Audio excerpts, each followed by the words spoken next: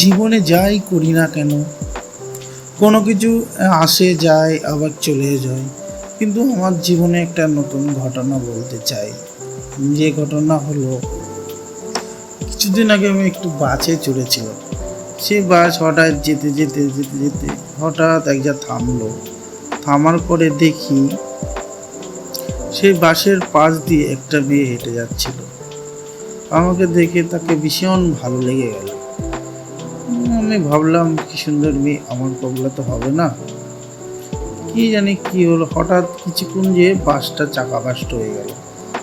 সেই মেয়েটা কিন্তু আস্তে আস্তে বাস দিয়ে আবার আমাকে দেখা হলো।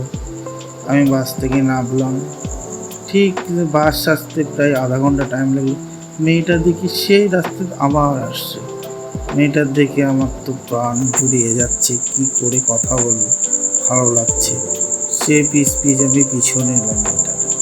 দেখি মেয়েটা আস্তে আস্তে যাচ্ছে, বাড়িতে গেল। মেয়েটা কিন্তু বিশাল বড় লোকের মেয়ে, কিন্তু তার স্বভাব চলন বোঝা যায় না। দেখলাম মেয়েটা সেই যাচ্ছিল, বলছিলাম না, সে একটা দোকান থেকে একটা বিস্কুট এনে একজনকে দিচ্ছে। আমাকে দেখে আরও ভালো লেগে গেল।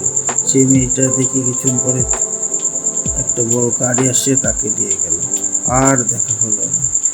এইভাবে মন খারাপ করে চলে আসলাম। তারপর একদিন হঠাৎ কি মনে মনে মনে পড়লো, আস্তে আস্তে দেখি একদিন আমি ট্রেনে করে যাচ্ছি। দেখি সেই মেয়েটা সেই গাড়ি সেই যে যাচ্ছে আবার ট্রেনের পাশ দিয়ে। দেখি ট্রেনের ওপার ব্রিজ পার হলো, আমার ট্রেন স্টেশনে থামলো। থামার পরে তাও আমি ভাবছি ভাবছি ভাবছি সেই আমি যাচ্ছি, যাওয়ার পরে স্টেশনে আমার মাথার মধ্যে সেই গাড়ি আমি নিজ দিয়ে ট্রেন দিয়ে যাচ্ছি। কী হলো, আবার দেখা হলো। কিন্তু আমি ভাবলাম এবার আমি ওকে দেখবই। ঠিক আমি চলে গেলাম গন্তব্যস্থলে, আমি নামলাম, দেখি মেয়েটা সেখানেও দাঁড়িয়ে আছে। কি কপাল, এমনই ভাগ্য, খালি দেখেই যাচ্ছি কিন্তু তার সাথে কোনো কথা বলতে পারছি না।